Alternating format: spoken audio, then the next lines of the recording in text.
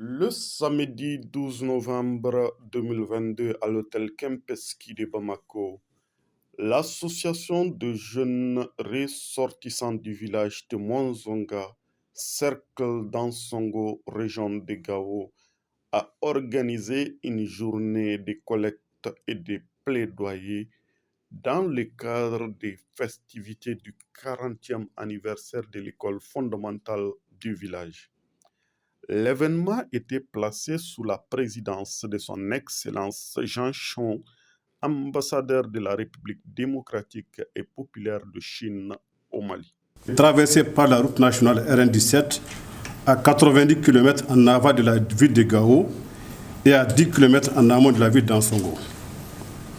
Fondée administrativement en 1926, la localité est administrée par un chef de village, assisté par un collège de 9 conseils de village. Le premier chef de village s'appelle Abdou Zaga et l'actuel Youssouf Aboubakar Diallo. Il compte aujourd'hui 8500 âmes, dont 1500 déplacés internes, sans compter l'importante diaspora éparpillée entre les autres villes du Mali, le Niger, la Côte d'Ivoire, le Togo, le Gabon, l'Arabie Saoudite, la Chine, etc. Sur le plan social et culturel, les habitants se retrouvent tous au sein de 3 grandes familles: Abdou Koïra, Sidi Koïra et Hausa Koïra. Au plan économique, les activités tournent essentiellement autour de l'agriculture, de l'élevage, de la pêche et du commerce. Mesdames et messieurs, octobre 1982, octobre 2022, cela fait 40 ans que la première école fondamentale de Mwanzonga, initiée par le village, appuyée par ses cadres ressortissants, fut créée avec une classe et un effectif de 103 élèves. M. Abdoubaki Ablaïmega fut le premier instituteur et le premier directeur d'école. Au début, c'était une école expérimentale. Les cours et les manuels étaient uniquement en langue nationale songoï. Et les élèves, dont moi-même, prenaient les cours sous un arbre. Puis un hangar fut construit comme classe pour la première année scolaire. Plus tard, les classes ont été construites en banco au fur et à mesure. De nos jours, le village dispose d'une école préscolaire, de 2 premiers cycles, d'un second cycle et de 3 médersas. L'effectif total pour l'année scolaire en cours des écoles de Mwanzonga est de 980 apprenants. Il y a 2 ans, l'ambassade de Chine au Mali a édifié la clôture du premier cycle et du préscolaire de l'école de Mwanzonga pour assurer la sécurité des élèves.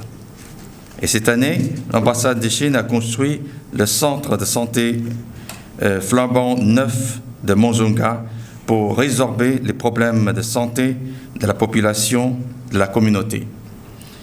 C'est par l'intermédiaire des ressortissants des Mwanzonga à Bamako que nous pouvons obtenir ces fruits de la coopération pragmatique entre la Chine et le Mali. Je voudrais remercier l'association des jeunes ressortissants des Mwanzonga pour son intervention, pour son initiative et tous ses efforts déployés. Le développement et le bonheur sont l'aspiration commune de tous les peuples du monde. C'est pourquoi la Chine attache une grande importance au bien-être du peuple, et non seulement au peuple chinois, mais aussi au peuple du monde. C'est aussi la raison pour laquelle l'ambassade de Chine prend en considération le bien-être des habitants de Mwanzonga et voudrait sincèrement améliorer leur vie, leur qualité de vie. En novembre 2021, la 8e conférence ministérielle du Forum sur la coopération sino-africaine s'est tenue avec succès à Dakar, au Sénégal. Lors de la cérémonie d'ouverture, le président chinois Xi Jinping a annoncé les 9 programmes qui sont effectués conjointement par la partie chinoise et la partie africaine, parmi lesquels il y a le programme pour la santé et le programme pour la réduction de la pauvreté. Pour mettre en œuvre ces 9 programmes au Mali et renforcer davantage l'amitié traditionnelle sino-malienne, l'ambassade de Chine va continuer de contribuer au développement et au bonheur de la population du village de Mozonga et s'efforcer à élargir à cette contribution à d'autres villages maliens. L'association des jeunes de ressortissants de Mozonga, c'est une association, comme son nom l'indique, qui réunit tous les jeunes qui ont quitté les villages pour d'autres horizons. C'est-à-dire qu'il y a une filière à Bamako, en Arabie Saoudite on existe, en Côte d'Ivoire on existe, au niveau des États-Unis aussi on existe et nous sommes en train d'implanter la même association en Chine.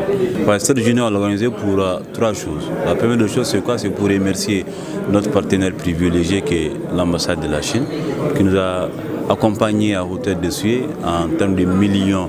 On a eu à faire des écoles, des CESCOM, tout ce que vous pouvez imaginer dans les domaines agricoles, la Chine nous a accompagnés.